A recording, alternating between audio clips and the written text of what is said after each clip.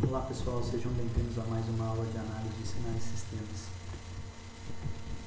Hoje a gente vai falar de representação de sinais no domínio da frequência, tá? Então a gente vinha trabalhando com os sinais no domínio do tempo, tá? Então a transformada de Laplace é usualmente utilizada com o propósito de converter sinais no domínio do tempo em representações complexas no domínio S, tá? Semestre que vem, em outra disciplina, a gente vai ver isso aí. Outras transformações, como a série de Fourier e a transformada de Fourier, convertem sinais do domínio do tempo em representações do domínio da frequência, que é o que a gente vai fazer aqui agora. Tá? Então a gente usa uma transformada para ir para o domínio do tempo para o domínio da frequência. A representação de Fourier para sinais é realizada através da soma ponderada de funções senoidais complexas. Tá? Considerando essa representação, se o sinal for aplicado a um sistema linear, a saída do sistema será uma superposição ponderada das respostas do sistema a cada uma das senoides complexas que compõem o sinal de entrada. Então, a gente até já conversou sobre isso, né? A gente pode, então, se o sistema for linear, tratar as diversas entradas, né? Tratar suas respostas em separado e depois somá-las no final. Tá? Um outro sinal, além da senoide exponencial, senoide complexo é o sinal exponencial complexo, né? Já falamos sobre ele, e ele tem essa forma, né? Tá? X de t é igual a b de e elevado a t. Se o a é menor que zero, ou seja, se tem um sinal de negativo aqui, a exponencial decresce. Se o a é maior que zero, ou seja, sinal positivo aqui, a exponencial cresce. Tá? B e a são reais. Muito bem. Então a gente só olha o sinal que está aqui, né? Se o sinal for negativo, decresce, positivo, cresce. Se a gente trocar o a por um número imaginário, né? Em vez de número real, um número imaginário, a gente passa a ter e de j ômega 0t. Tá? E x de t ele vai ser um sinal periódico com um período t, se o meu t, né? Agora for dessa forma aqui, e de j ômega 0t mais um t maiúsculo, que significa que é um sinal periódico, tá? Ficando em e de j ômega 0t, que multiplica e de j ômega 0t maiúsculo, tá? Então tem essa propriedade aqui, a gente pode fazer isso aqui, tá? Um sinal relacionado à exponencial complexa periódica é o sinal senoidal. Na verdade a gente consegue pegar esse sinal senoidal e transformar em uma somatória ponderada de exponenciais, tá? E aí são essas exponenciais que a gente coloca no nosso sistema.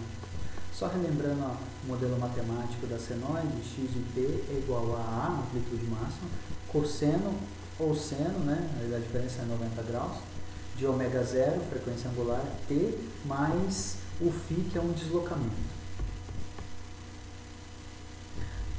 Pela relação de Euler, né, e de j ômega 0t é igual a cosseno de ômega 0t mais j seno de ômega 0t. Tá? E daí a gente também pode escrever o sinal senoidal em termos de exponenciais.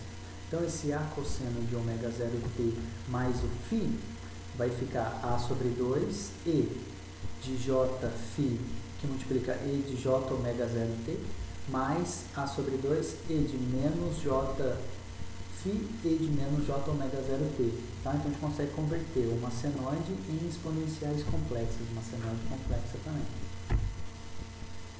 A entrada de uma senoide complexa em um sistema linear invariante no tempo gera em estado estacionário uma saída igual à entrada, multiplicado pela resposta em frequência.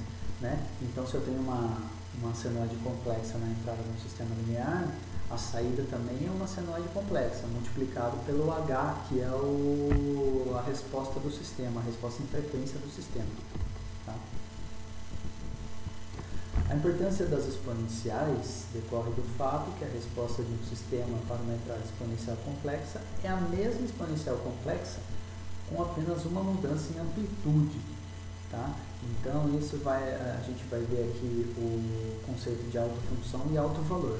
Então no tempo contínuo, e de j ômega t, a saída se torna o h, que é o sistema, que multiplica e de j a entrada, né? Tá? Então vai ser uma mudança em amplitude. No discreto a mesma coisa, entrada, o sistema, né, resposta em frequência, multiplicando a entrada. e esse H de J ômega, ou H de EJ, é o fator de amplitude complexa, né? E é em função da variável complexa, J ômega ou J o símbolo de ohms aqui, né? Tá?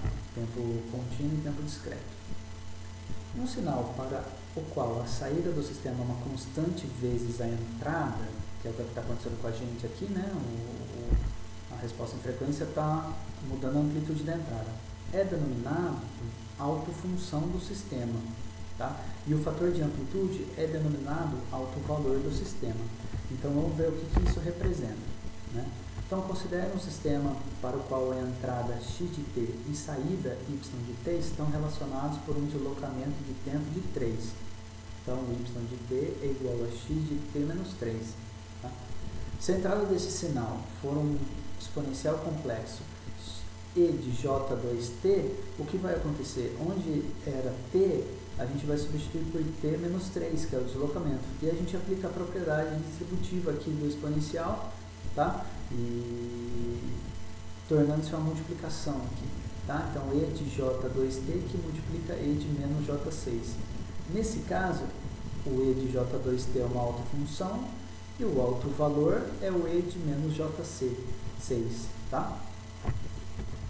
Vamos ver um exemplo mais prático aí.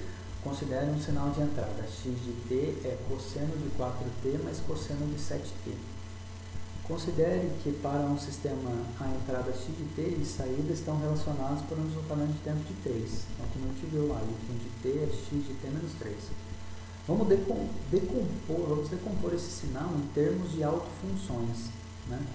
Então, para isso, a gente vai pegar aquela formulinha lá do cosseno e decompor em exponenciais complexas, né? Levando em consideração a frequência ômega 0, a amplitude A e o deslocamento φ.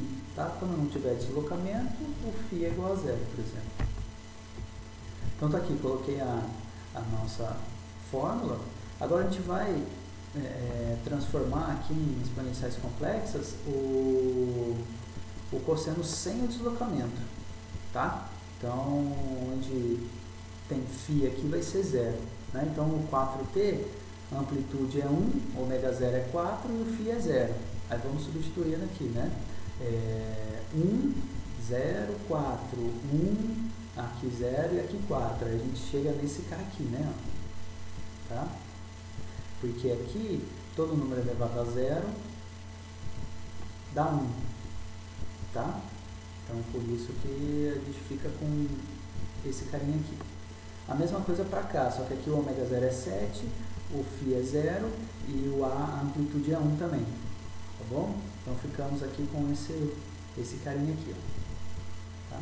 Então, sem o deslocamento, o meu x de t, na verdade, é a soma desses caras aqui. Ó. Então, eu tenho aqui x de t. Tá? Agora, a gente vai deslocar. O que vai acontecer? Porque a saída é a entrada deslocada de 3. Então, onde tinha t na entrada, eu troquei por t menos 3. Né? E aí, o que eu tenho que fazer aqui? Eu tenho que fazer a distributiva. Então, 4t menos 12, 7t menos 21. Então, eu fiquei com esse cara aqui. Ó. Então, agora eu tenho um φ, um ômega 0, um φ, um ômega 0, um φ. Tá? E o que a gente vai fazer? A mesma coisa, vamos aplicar as fórmulas, aquela fórmula que a gente viu, tá bom? E aí, a gente vai chegar nesse cara aqui, ó, desse tamanho, tá? Por fim, eu posso colocar alguns caras em evidência aqui, porque eu tenho coisas similares aqui, né? Então, eu vou colocar em evidência aqui esse primeiro termo aqui, tá? Aí eu fico com uma só exponencial, e de j4t menos 3, né? Na verdade, se eu fizer a distributiva, volta nisso aqui, tá? A mesma coisa para cá, para os outros termos também. Então, a gente fazendo uma resposta final, aqui já bastaria, né? Aqui é para a gente colocar um pouco mais, de forma mais organizada. Mas então a gente decompôs esse sinal aqui em exponenciais complexas, tá bom?